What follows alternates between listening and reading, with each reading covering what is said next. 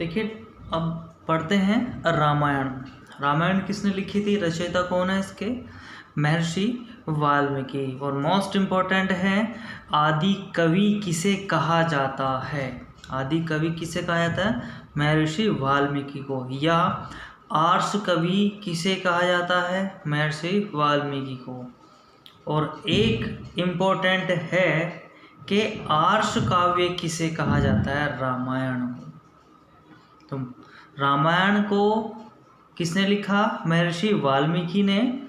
आदि कवि और आर्ष कवि भी महर्षि वाल्मीकि को कहा जाता है।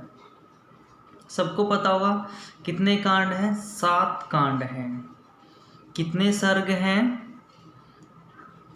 500 सर्ग हैं। श्लोक कितने हैं, 24,000 श्लोक हैं। मोस्ट इम्पोर्टेंट है महाभारत में 1 लाख श्लोक हैं। ठीक है, क्वेश्चन आ जाता है कि कांडों में विभक्त है, ऑप्शन में मिल जाएगा। तो कांडों में क्या विभक्त है, रामायण, ना कि महाभारत। पर्वों में कौन विभक्त है, महाभारत। और सर्गों में कौन विभक्त है, रामायण। तो इस तरीके के क्वेश्चन वो पूछता है। कांड कौन कौन से हैं, नंबर 1 बाल कांड। जब राम लक्ष्मण भरत और शत्रुघ्न का क्या हुआ था, जन्म हुआ था अयोध्या में। मतलब अयोध्या में जब उसके पिताजी गुजर जाते हैं राम के, और वे लेते हैं, क्या बोलते हैं, मतलब वरदान वगैरह उन्हें देते हैं। फिर आपका होता है अरण्य कांड।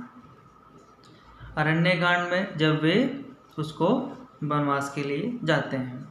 फिर कंधे पे उठाकर कौन लेके जाता है, आपको पता ही होगा, वो जो रावण है वो इसमें है कि मतलब वे उसे किडनैप करके लेके जा रहे हैं।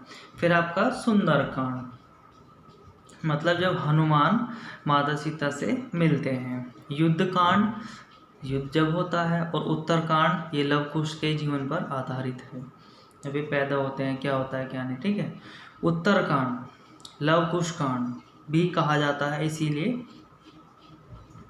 उत्तर रामचरितम बहुभूति की है। मोस्ट इम्पोर्टेंट है, उत्तर रामचरितम बहुभूति की है।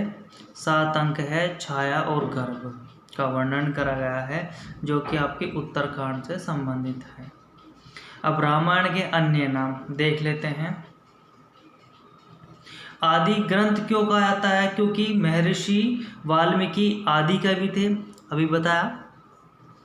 और लौकिक संस्कृत साहित्य का पहला ग्रंथ, महाभारत से पहले लिखी गई है रामायण, तो इसीलिए लौकिक संस्कृत साहित्य का पहला ग्रंथ। देखिए लौकिक संस्कृत साहित्य, संस्कृत साहित्य नहीं, लौकिक यानी कि जो लोगों में प्रचलित था। चतुर्विंशति सहस्त्री संहिता क्यों कहते हैं, चतुर्विंशति को बोलते हैं 24 और सहस्त्री को बोलते हैं 1000। तो 24,000 श्लोक हैं रामायण में, इसलिए चतुर्विंशति सहस्त्री संहिता। ये मोस्ट इम्पोर्टेंट नाम आपको बता रहा हूँ मैं। और आर्ष काव्य क्यों कहा जाता है, क्योंकि महर्षि वाल्मीकि आर्ष कवि थे। देखिए